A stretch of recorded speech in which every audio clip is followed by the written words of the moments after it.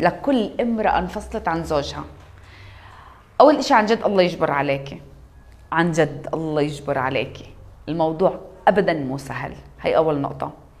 تاني نقطة، لو سمحتي انت مو بوضع تضلك تفكري كيف نفسية أولادي، لأنه انت لما تنشلي نفسيتك، انت لما تخلي نفسيتك منيحة وتلملم جروحك تلملميها، تلقائي هذا الاشي بينعكس على نفسية اولادك.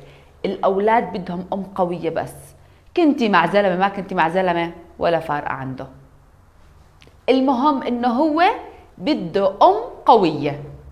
واذا كان مع ابوه بده اب قوي، لانه برضه الاب بتضايق، يعني بصير عنده مشاعر كتير قوية وقاسي بالانفصال، قاسية بالانفصال. فهي أول نقطة تنتبهي عليها من الأولاد.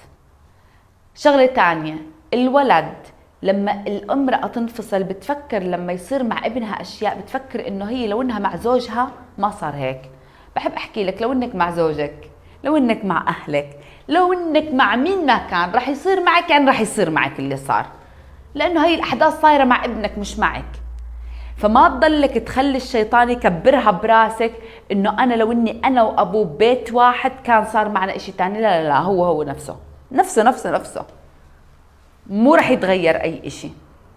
اللي صار هو كان بده يصير وكان لازم يصير ورح يصير، فما نكبرها كتير بعقلنا. ثالث شغلة لكل امرأة من فصل جديد، مو وقت تربايتك لأولادك، لملمي حالك. مو وقت تربايتك لأولادك، مو وقت إنه أولادك يجيبوا علامات عالية، مو وقت أي إشي هلأ. ليه؟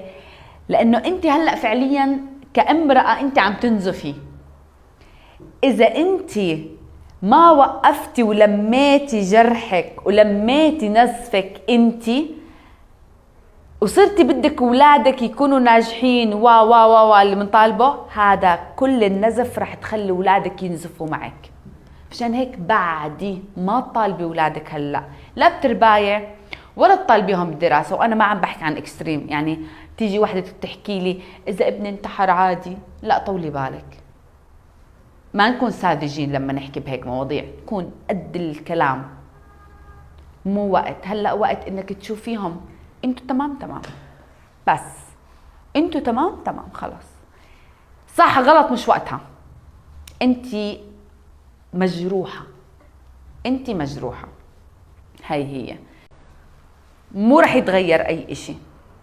اللي صار هو كان بده يصير وكان لازم يصير ورح يصير، فما نكبرها كتير بعقلنا.